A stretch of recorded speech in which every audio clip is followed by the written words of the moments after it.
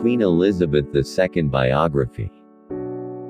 Elizabeth II, Elizabeth Alexandra Mary, 21 April 1926 to the 8th of September 2022, was Queen of the United Kingdom from the 6th of February 1952 to the 8th of September 2022. She was Queen of 32 countries in addition to the United Kingdom during her reign, and reigned over 14 Commonwealth states at the time of her death.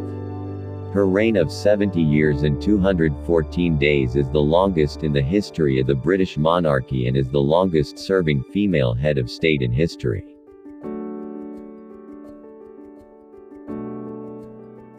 Elizabeth was born in Mayfair, London, the first child of the Duke and Duchess of York, later King George and Queen Elizabeth. His father succeeded his brother King Edward VIII in 1936.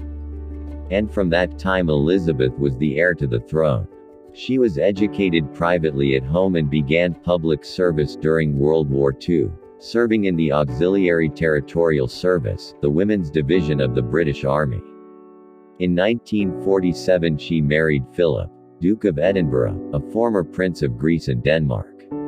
The Elizabeth-Philip couple had 4 children: Charles III, Princess Anne, Prince Andrew, Duke of York, and Prince Edward, Earl of Wessex. When her father, King George VI, died in February 1952, Elizabeth became head of the Commonwealth and commanded the regiments of 7 Commonwealth nations. The countries are UK, Canada, Australia, New Zealand, South Africa, Pakistan and Ceylon. Between 1956 and 1992, its number of states varied as the territories gained independence, and states became republics, including South Africa, Pakistan and Ceylon, renamed Sri Lanka. His many historic visits and meetings include a state visit to the Republic of Ireland and 5 papal visits or visits. Notable events include his coronation in 1953 and his silver, gold and diamond jubilees in 1977, 2002 and 2012 respectively. In 2017, he became the first British ruler to reach a sapphire jubilee. He was the longest living and longest reigning British monarch. She is the longest reigning female head of state in world history and the world's oldest living head of state, the longest reigning monarch among monarchs and the oldest and longest serving head of state among current heads of state as of 2022. Elizabeth sometimes faced criticism from Republican sentiments and pressure from the royal family. 1992 was a terrible year, annus horribilis, for him, especially after the breakup of his children's marriage. He was also criticized after the death of his former daughter-in-law Diana, Princess of Wales in 1997. However, support for the UK monarchy has been consistently high alongside its personal popularity. He died on the 8th of September 2022 at Buckingham Palace. His death was mourned by many world leaders, heads of government of the United Kingdom and the Commonwealth of Nations, and many ordinary people. He was officially succeeded by his son Charles on the 11th of September. In the first half of life, Elizabeth Alexandra Mary Windsor was born at 2:40 a.m. GMT, on the 22nd of April 1926 during the reign of her grandfather King George. His father, the Duke of York, later King George VI, was the second son of the king. Her mother, the Duchess of York, later Queen Elizabeth, Queen Mother, was the youngest daughter of the Earls of Strathmore and Kinghorn of the Scottish nobility. She was baptized on the 29th of May, in the private chapel of Buckingham Palace by the Anglican Archbishop of York, Cosmo Gordon Lang.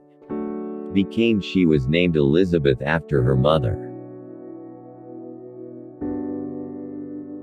Alexandra was named after George V's mother, who had died 6 months earlier, and Mary was named after her paternal grandmother. Her immediate family called her Lilibet, based on what she called herself as a child. She was raised by her grandfather, George V, and during his serious illness in 1929 he visited regularly and was later visited by biographers to cheer him up and aid his recovery. Elizabeth's only sister, Princess Margaret, was born in 1930. The two princesses were educated at home under the supervision of their mother and their maid, Marion Crawford. They concentrated on history, languages, literature and music. Crawford published a childhood biography of Elizabeth and Margaret in 1930, titled The Little Princesses. The book describes Elizabeth's love of horses and dogs, her orderliness and her sense of duty. Others have commented on such observations. Winston Churchill described Elizabeth as having two characters. She reflected an image of authority surprising in a child. Her cousin Margaret Rhodes described her as a cheerful little girl, but fundamentally intelligent and well-behaved. Succession to the throne. During her grandfather's reign, Elizabeth was third in line to the British throne, behind her uncle Edward and her father. Although her birth aroused public interest, she was not expected to become queen, as Edward was still young and likely married and had children of his own, who would lead Elizabeth to the line of succession.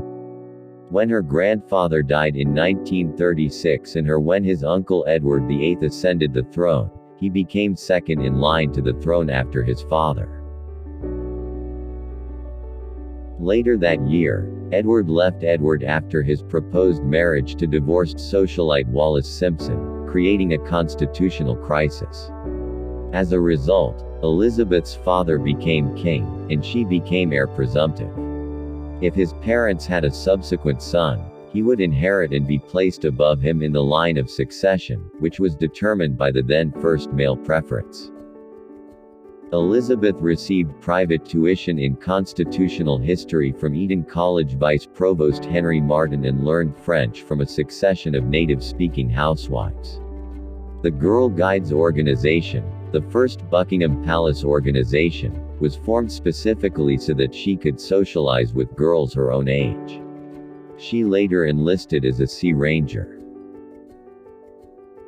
In 1939, Elizabeth's parents traveled to Canada and the United States. As in 1927, when they toured Australia and New Zealand, Elizabeth remained in Britain, as her father considered her too young for a public tour. She appeared tearful as her parents left. They corresponded regularly, and he and his parents received their first Royal Transatlantic telephone call on the 18th of May. World War II. Britain entered World War II in September 1939. Lord Hailsham suggested that Princesses Elizabeth and Margaret should be moved to Canada to avoid bombing. Their mother refused, saying, "The children won't leave me. I won't move without the king. And the king never will." From February to May 1940 they lived at Windsor Royal Lodge, until moving to Windsor Castle, where they lived for most of the next 5 years. At Windsor, the princesses produced pantomimes at Christmas with the help of the Queen's Wool Fund, which bought yarn to knit into military uniforms. In 1940, 14-year-old Elizabeth made her first radio broadcast during the BBC's Children's Hour, taken from the Towns. To other children, he said, "We are doing our best to help our brave sailors, soldiers and airmen, and we are also trying to bear our own share of the dangers and sorrows of war. We know, each of us knows, that all is well in the end. Will be." In 1943, Elizabeth made her first public appearance alone on tour with the Grenadier Guards, having been appointed colonel the previous year. As she approached her 18th birthday, Parliament changed the law so that she could serve in the event of her father's incapacity or absence abroad, e.g. tour of Italy in July 1944. In February 1945, he was commissioned into the Auxiliary Territorial Service as honorary second subaltern with No. He trained as a driver and mechanic and 5 months later was promoted to honorary junior commander. At that time captain female equivalent rank was given. At the end of the Battle of Europe, on Victory in Europe Day, Elizabeth and Margaret mingled anonymously with the crowds of revelers in the streets of London. Elizabeth later said in a rare interview, "We asked my parents if we could go out and see. I remember being horrified when we were allowed to go. I remember unknown people joining the lines and holding Whitehall. We were all just swimming in the tide of happiness and relief."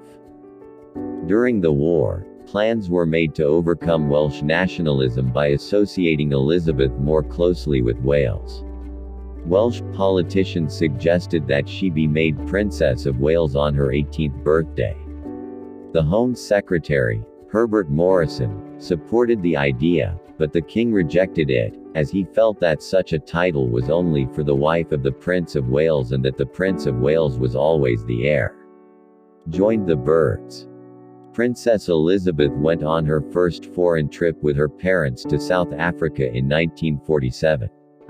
During this visit, in a broadcast to the British Commonwealth on her 21st birthday, she made the following promise: "I declare before you that my whole life, be it long or short, will be devoted to your service and to the service of our great royal family, so that each of us included." Marriage. Elizabeth met her future husbands, Prince Philip of Greece and Denmark, in 1934 and 1937.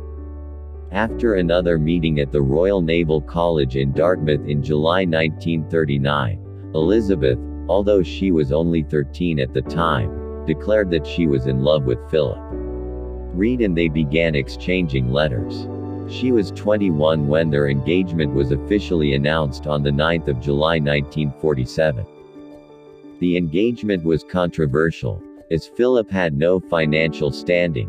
He was born abroad, albeit of British descent, who served in the Royal Navy during World War II, and his sisters married German aristocrats to the Nazis. Marion Crawford wrote, "Some of the king's advisors saw him as his later biographies report that Elizabeth's mother was initially hostile to the marriage and called Philip the Hun."